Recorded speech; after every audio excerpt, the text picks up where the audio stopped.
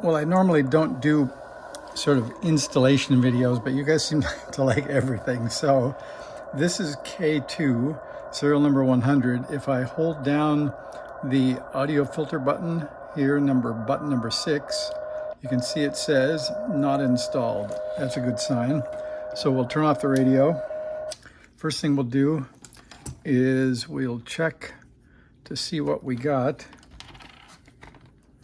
Sorry for this sideways meter. Let's see, I guess I can stand it up and turn it on.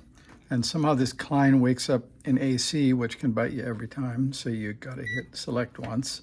And then we'll check the original battery that came in the clock. And it says, very nice, 33 millivolts.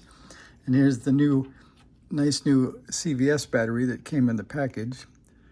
And you can see that says 3.3 volts. That'll probably work a lot better. So we'll swap that. You can see on the KAF2 that the flat side of the battery, which is labeled a plus, is toward us. So we'll take that and put the new one in. So that's the new battery. And then we're going to go over here